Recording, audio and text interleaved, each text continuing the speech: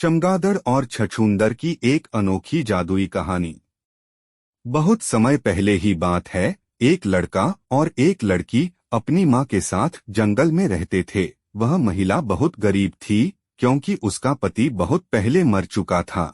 उसे अपने और अपने बच्चों के पेट भरने के लिए बहुत मेहनत करनी पड़ती थी।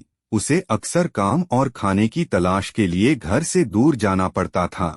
इसी वजह से उसको कई बार अपने घर से बाहर रहना पड़ता था।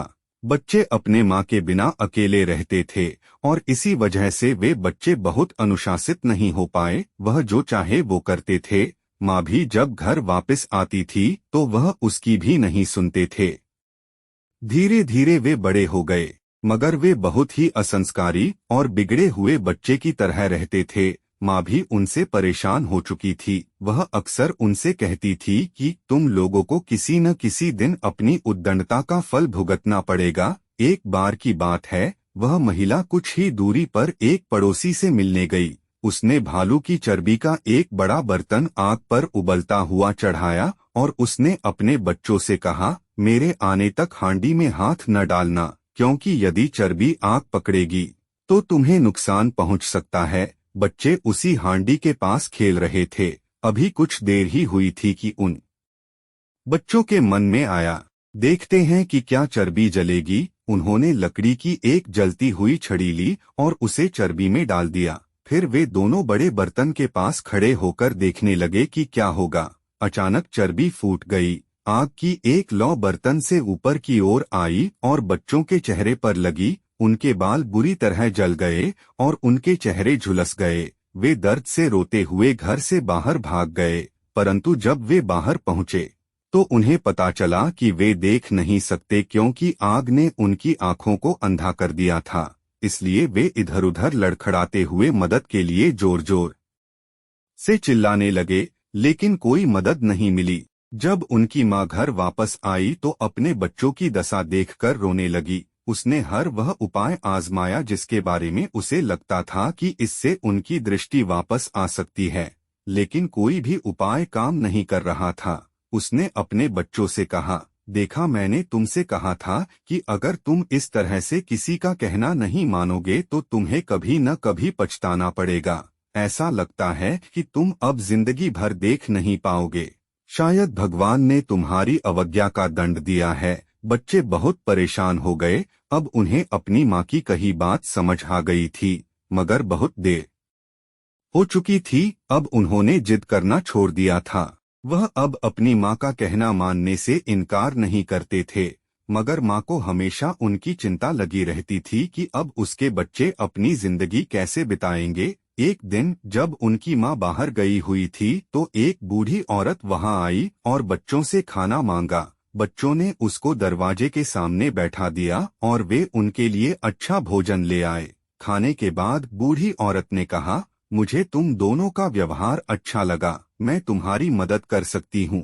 मैं जादूगरों की दुनिया से हूँ, मगर मैं तुम्हें पूरी तरह से ठीक तो नहीं कर सकती, पर मैं तुम्हें एक आँख दूंगी जिसका उपयोग तुम लोग अलग अलग समय पर कर सकते हो। यह बिल्कुल न देखने से बेहतर होगा, लेकिन इसे बहुत सावधानी से संभालना और इसे जमीन पर पड़ा हुआ मत छोड़ना। फिर उसने उन्हें एक आँख दी और गायब हो गई। उन भाई बहन को बहुत अच्छा लगा।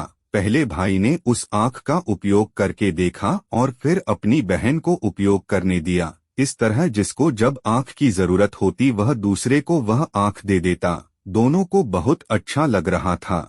जब माँ वापस आई तो बहुत खुशी हुई कि अब उनके पास देखने का कोई साधन है। एक दिन जब उनकी माँ फिर से बाहर गई तो लड़के को शिकार में जाने का मन हुआ। उसने बहन से आँख मांगी और धनुष बाण के साथ जंगल में चला गया। वह बहुत दूर नहीं गया था कि उसकी नजर एक मोटे हिरन पर पड़ी, जिसे उसने मार डाला। हिरन बहुत भारी था और उसे अकेले घर ले जाना उसके लिए संभव नहीं था। तो उसने सोचा, मैं जाकर अपनी बहन को बुला लाऊंगा और हम उसे काटकर टोकरी में रखेंगे और इकट्ठे घर ले जाएंगे। वह घर गया और अपनी बहन को हिरन के बारे में बताया और वह उसे वहां ले गया जहां हिरन पड़ा था। उन्होंने हिरन के शरीर को काटना शुरू कर दिया, लेकिन तभी उन्हें ध्यान आया कि वे टोकरी या थैला लाना भूल गए थे। भाई ने अपनी बहन को कहा, तुम्हें एक टोकरी बनानी होगी जिसमें हम हिरन को घर ले जाने के लिए रख सकें। उसकी बहन ने कहा, जब मैं देख नहीं सकती तो मैं टोकरी कैसे बना सकती हूँ? अगर मुझे टोकरी बुननी है तो मेरे पास आँख होनी चाहिए। भाई ने आँख अपनी बहन को दे दी। बहन ने हरी टहनियों से एक बड़ी टोकरी बनाई। जब उसने टोकरी बनाना समाप्त कर लिया तो लड़के ने कहा, मुझे मांस काटने का काम पूरा करना होगा, मुझे आँख दो। भाई ने आँख लगाई और मांस काटकर टोकरी में रखने लगा। फिर उसने कहा, हम यहाँ भोजन क्यों नहीं कर सकते? मुझे बहुत भूख लगी है। उसकी बहन कहा कि यह एक अच्छा विचार है। उसके भाई ने कहा, जब तक मैं मांस को टोकरी में रख रहा हूँ तुम खाना पकाओ। लड़की ने आग जलाई, लेकिन उसे डर था कि वह मांस जला देगी, इसलिए उसने कहा, मुझे खाना पकाने के लिए आग की जरूरत है।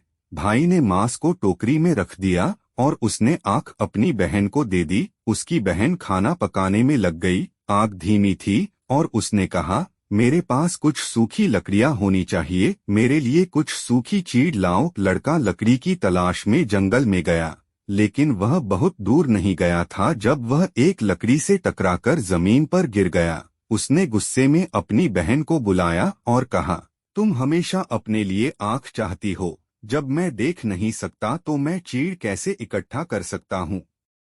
मुझे तुरंत आँख दे दो। उसकी बहन दौड़कर उसके पास आई और उसे सहारा देकर आँख दी। उसने आग के पास वापस जाने का रास्ता ढूंढ लिया, लेकिन जैसे ही वह आग के पास पहुंची उसे जलते हुए मांस की गंध आई। वह चिल्लाई, मांस जल रहा है और हमारा रात का खाना खराब हो जाएगा।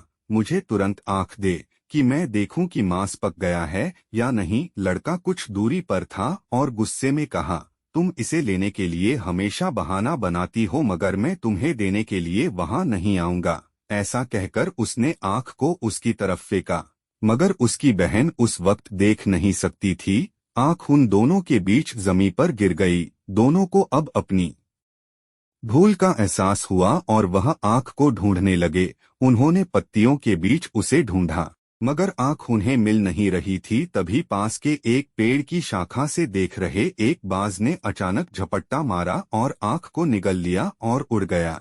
उसी समय वह बूढ़ी औरत वहां आ गई। उसने बाज को उस आँख को ले जाते हुए देख लिया था, फिर भी उसने उन दोनों से पूछा, वह आँख कहाँ है जो मैंने तुम्हें दी थी? लड़का डर गया और उसने कहा, वह मेरी आँख से गिर गया था और मैं उसे घास में ढूंढ नहीं पा रहा हूँ।